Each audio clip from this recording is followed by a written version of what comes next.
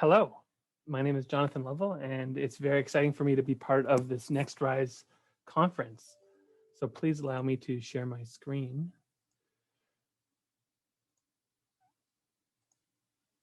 And hopefully you can see that. So today I'm going to be talking about a technology, a very scientific technology. So a lot of this presentation is technical, but I'll try to express things in as broad terms as possible about what we've been doing to generate a next generation nanoparticle vaccine system. So my name is Jonathan Lovell, as I mentioned, and I'm co-founder of PoP Biotechnologies. This is a University at Buffalo spin-out company where I also work that is commercializing this technology that I'll be talking about. So I'm going to start this talk talking about porphyrins, which you might not have heard of. The chemical structure is shown there in the lower left. But porphyrins are certainly molecules that you've seen because they are the molecules that give blood its red color and also plants their green color. So they absorb a lot of light and they're found in nature. And people have been repurposing them into pharmaceutical formulations for various applications. These are examples of porphyrin formulations that are used for photodynamic therapy. That's when you shine light on this porphyrin administered tissue. And once you take that out of its context of the natural biochemical environment, it creates reactive oxygen species under a strong laser exposure that can actually destroy tissue. But my original research interest was how do you actually dissolve these porphyrin molecules? Because if you just try to dissolve them in water, they don't dissolve. So people take different approaches. But one of the successful formulations did this. It's called a liposome. So this is a fat kind of little nanoscale bubble that can dissolve this porphyrin and deliver it. But that approach is very limited. It has pretty low loading capacity. So you can't put very much of the porphyrin into the liposome. And also when you administer that into animals or humans, the porphyrin rapidly leaves the carrier. So it's not a stable system. So 10 years ago, we discovered this. It's called Porphyrin-phospholipid. And this is kind of the basis for a lot of our research and also the namesake of the startup company. So PoP is formed by hooking up that porphyrin molecule to the side chain of a lipid. And then to our surprise, that allows these nanoparticles to form spontaneously. So you would have water in the core of the nanoparticle, water outside the nanoparticle, and this layer is actually a bilayer. There's two layers of lipids, and they contain this porphyrin moiety. And it's very easy to form these. The unique thing about porphyrins is that they're very good at holding metals. In fact, that's kind of their function. So chlorophyll has magnesium chelated, heme has iron chelated, of course. That's why there's iron in our blood. And it's those metals that actually confer unique functions that are useful for those biochemical reactions. But using our PoP, porphyrin-phospholipid technology, we can actually now have a very unique way to isolate metals. So if you look at the bottom here, this is what the structure of the PoP looks like. And then if we isolate the porphyrins, just cut out the porphyrins, you can see where they're located, and they have a metal inside them. So we now have metal inside of our bilayer. And porphyrins, by the way, have been reported to chelate virtually every single element in the periodic table. So what we discover with this technology is that when you take proteins that have what's called a his tag, so the his tag is a stretch of amino acids that's used to purify proteins, and most proteins are purified in this way, and you mix it with those PoP liposomes that have different metals in the bilayer, only when you have cobalt present can you get what this graph is showing is that this protein is binding to those nanoparticles, which was very interesting. And what we think is happening is this little protein tag that's already commonly used is going and setting itself into the bilayer and interacting with the cobalt that's in the bilayer. So we discovered this about 6 years ago. And at that time, we didn't really have vaccines in mind. But as it turns out, in the field of vaccine development, there's a lot of interest in converting small, tiny proteins and peptides into larger particles. So that approach is also known as virus-like particles, because what you end up doing is making a particle that looks like a virus. It's the same size as the virus, and the proteins are decorating the particle like a virus. And it turns out that our immune systems frequently will recognize the protein or peptide in a particle format better than just the plain protein. And part of the reason I'll get into is that when things are larger in that nanoscale range, our immune system just recognizes them better. So if you look below, you can see this, our liposomes alone. So these contain the special molecule called CoPoP, cobalt porphyrin-phospholipid. That's what I talked about. That's what enables the binding of proteins to the particles. And then what we can do is just incubate these particles with a protein. We don't do any additional purification. And you can see those proteins then move and present themselves on the surface of these particles in a very virus mimicking fashion. And so where are we with this technology? So the CoPoP, the rest of this presentation, I'll talk about, how this behaves in vaccines. But first, I'll just give some high level information. So the molecule is shown there, and PoP Bio is currently manufacturing this at a scale of 100 grams under what's called GMP, which refers to good manufacturing practice. This means it's basically fit for human usage. And so that current scale is pretty large. It's sufficient for 5 million human doses, which is a lot of humans. However, when you think about the global pandemic and immunizing the whole world of billions of people, 5 million isn't really that much. So we still need to improve our scale and scale this up to ideally, 100 times that amount. And as I mentioned before, this molecule incorporates into liposomes. And liposomes are those lipid formed nanoparticles. And I should mention that those are already very standard in pharmaceutical industry. There's many approved liposomal products on the market. So the way that they're made is already established. There's two other components that are incorporated into the nanoparticles that are called MPLA and QS21. And these are molecules that stimulate the immune response via specific, molecular mechanisms. And all our data shows that CoPoP is very safe in a variety of animal testing. And we're currently carrying out rigorous good laboratory practice, or GLP toxicity testing right now. The way that these particle systems work, as I showed a couple slides ago, is that it's really easy to make particles. That's kind of the take-home message for today, is that this is just a really easy way to make particle-based vaccines. So because of that, we've been able to form a lot of partnerships with different companies with different disease targets. Company A, we're working with HIV. Company B, we're working with RSV. Biotechnologies, which is a South Korean company I'll be talking about more. We've licensed this CoPoP technology to them for the field of COVID-19. So they're now carrying out a phase 1/2 clinical trial in South Korea with this technology, which is very exciting.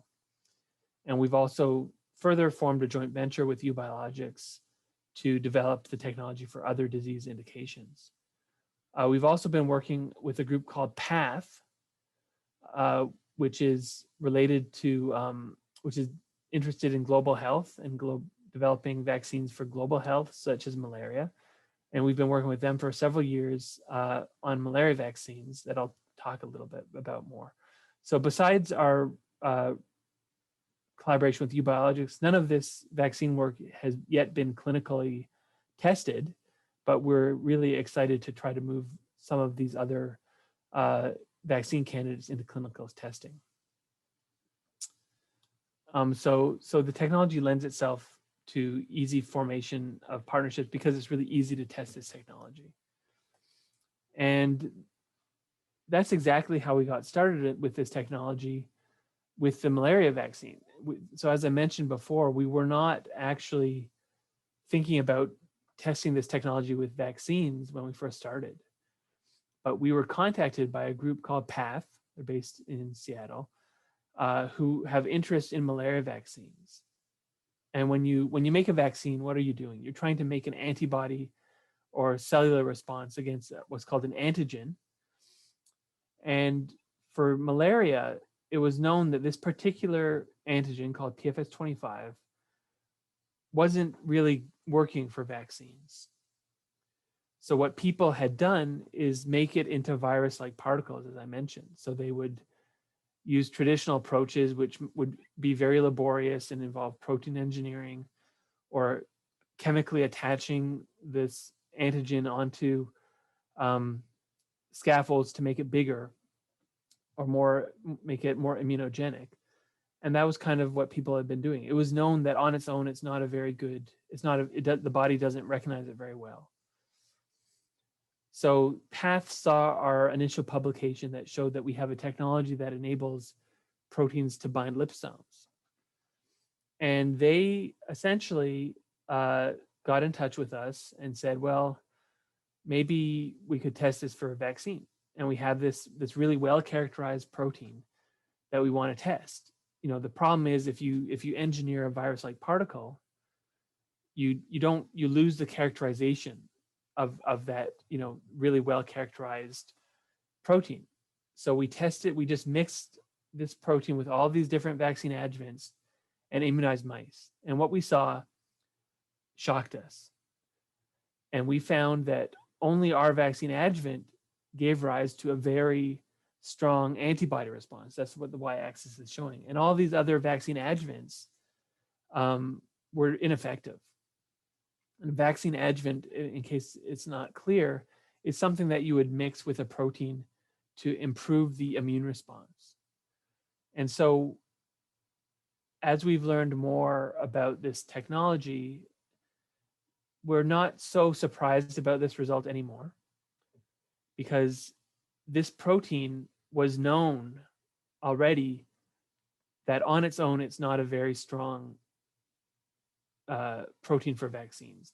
That means the body doesn't make strong immune response against it. And it was also known that if you take the laborious approaches to, you know, engineer that protein, that antigen into particles, it becomes more immunogenic. So what we're seeing here is the result that our system of CoPoP, Cobalt Porphyrin-phospholipid, it enables proteins to very easily be converted into particle format. And if you realize that only our technology can do that, then this result actually makes a lot of sense. It's actually consistent with what was already known, that on its own, this protein is not very strong, but if you put it into particle format, the body can, you know, recognize it and mount a good immune response. So that's a key factor, that this vaccine adjuvant, CoPoP, can just be mixed with existing proteins and it generate a strong immune response. How does that happen? You know, what's the mechanism? How come all those other vaccine adjuvants were ineffective, but only the CoPoP one worked? Well, again, without getting into this data on this slide in too much detail, what we can say is that only the CoPoP technology converts the protein into stable particles easily. And it does so easily. None of the other, you know, off-the-shelf vaccine adjuvants can do that. Our vaccine adjuvant converts the protein into a particle, and then it's, as I mentioned, it's better recognized by the immune system. But what does that mean? Well, this data is showing that if you label the protein with a fluorescent dye, and that allows you to track it, when you convert the protein into a particle format, it gets better recognized, uptaken by immune cells. So what happens when you get a vaccine? I know, you know, vaccines with COVID, are something that people are thinking about a lot. So they give you the shot in your muscle. What happens next? Well, that vaccine goes from your muscle and it stays in your muscle for a long time. And it basically drains to what's called the lymph node. It's part of your immune system. And within the lymph node, there's a lot of immune cells. And so what we're showing here is that once that vaccine goes to the lymph node, immune cells in your lymph node will uptake the protein better when you convert it into a particle using the CoPoP technology. So this kind of gives a basis for why our approach is so potent. So not only do we get very strong immune responses, we also get durable immune responses that last for a very long time. And we've now shown this in multiple different studies that in mice, we can get antibody responses in mice that last for a year, which is much higher than conventional vaccines. We've also shown that our technology is very useful for what's called multiplexing. So if you have proteins that you want to use for a vaccine and you want to make them into, particles, traditionally that would be very difficult or impossible, especially to make a single particle that has all these different proteins. But our technology makes this trivial. You just literally mix the proteins with the liposomes and you get multivalent particles. And this is the data in the cartoon showing that. And also, in the upper right, we're proving that we can quantify that we're getting particles with multiple proteins decorated on their surface. And this data at the bottom, which I won't show all of it, talk about all of it, but this is showing, the antibody response in mice. And if you have CoPoP, our particle inducing system, you get antibodies against all 5 of the proteins and peptides that you used to make that multivalent particle. So you get a relatively balanced immune response. In contrast, if you use a conventional vaccine adjuvant, you only get antibodies against a single one of those proteins. So this data, I won't get into too much detail, but we started as soon as the pandemic hit in early 2020, our group looked into making a vaccine for COVID-19. So the first target that we looked at was called the receptor binding domain. We picked that for a couple of reasons. So if people know about COVID-19, that's a virus caused by SARS-CoV-2. And on the surface of SARS-CoV-2 is the spike protein. That's a large protein. Part of the spike protein is called the RBD. The RBD is the part of the protein that binds to the human cells unless the virus get in. And in those early days of SARS-CoV-2, people were not sure if antibodies against the whole spike protein might cause something called antibody-dependent enhancement. And that's a phenomenon where if you make antibodies to the wrong part of the spike protein, you could actually enhance the have a negative effect and actually make the virus infect cells more. Luckily, it turned out that's not the case. But at that time, we were interested in targeting the RBD because it's the most rational part of the protein to develop an antibody response to. And it's also small, and similar to the malaria antigen we talked about earlier, small antigens tend to be the ones that benefit the most from being on a particle. So without getting into all this data is the biochemical data. It's very technical, but this is just kind of monitoring the conversion of the protein into a particle using biochemical techniques we developed. And you can actually, if you look at the bottom graph here, we can actually see over time, the protein within an hour will transition from the soluble form that's floating around into the particle form where the protein's bound to the particles. So we then showed further that this receptor binding domain, once it binds to those particles, it maintains its key ability to bind to the human receptor. Its human receptor called ACE2. Some of you might know that. So this data is, again, not getting into this data in too much detail, but is showing that once we form these, liposomes that are decorated with the key protein from SARS-CoV-2, it doesn't disrupt the structure. That RBD protein maintains its ability to recognize its receptor. And so these particles are small, and there's a picture of them. You don't see the proteins on the surface of the liposomes because they're too small. And they maintain their ability to uptake into immune cells, which is what I talked about before. So this data in figure D and figure E is just showing that that protein, once it's in particle format, gets uptaken into immune cells better. And so I think this is encouraging to show a mechanism for why we see better immune response. And so here's the immunogenicity data in mice, and we're looking at the receptor binding domain here. And again, we see data showing that only adjuvants that have CoPoP, that convert the protein into a particle, generate a strong immune response. And I won't get into the technical details, but we're just doing different tests to confirm that those antibodies generated in mice are functional and they work well. They also inhibit the live virus, and we've got unpublished data now showing that these also protect mice that are challenged with the virus.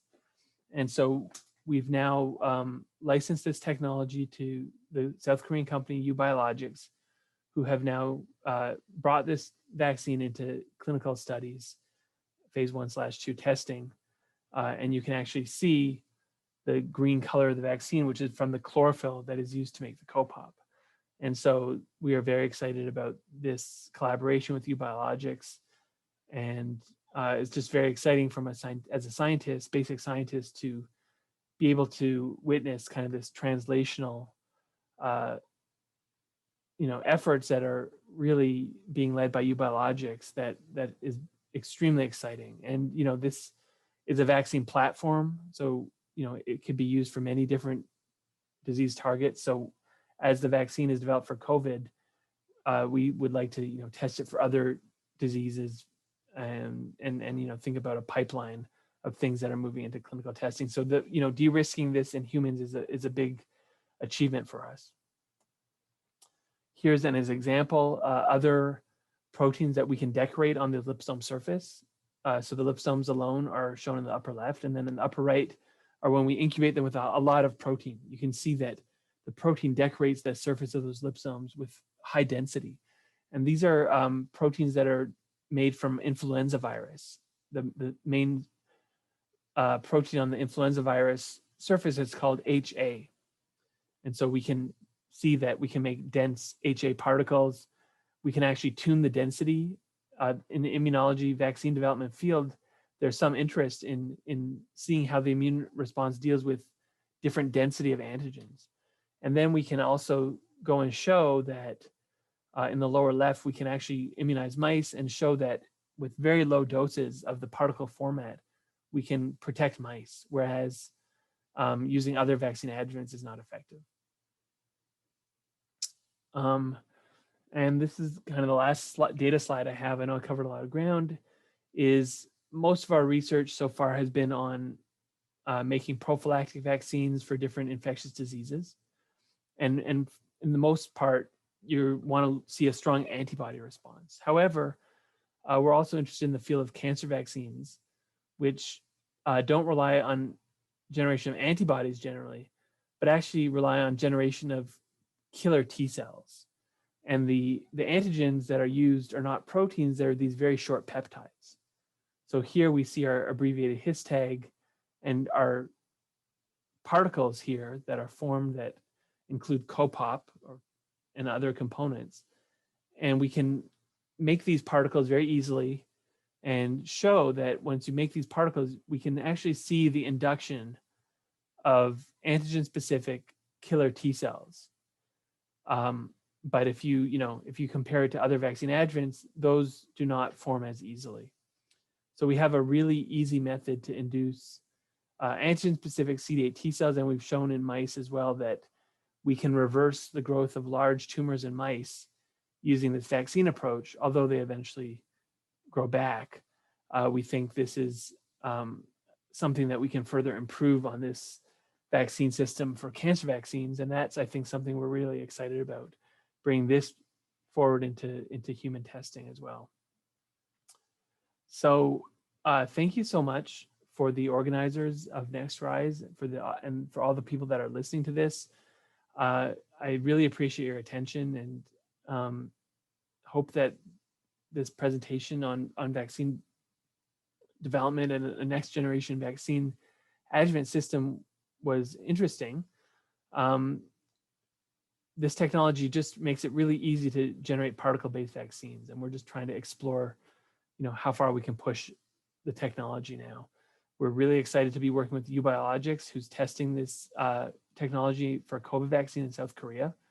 And there's a lot of benefits to the technology, including dose sparing, multiplexing, durable responses, and we're doing further validation of the technology with other collaborators. We also see opportunities for cancer vaccines, and we're really keen to seek partnerships or talk to anyone who's potentially interested in this technology. So thank you so much. My email is listed here at the bottom. Please don't hesitate to get in touch with me. And thank you, NextRise, and enjoy the conference. Bye, everybody.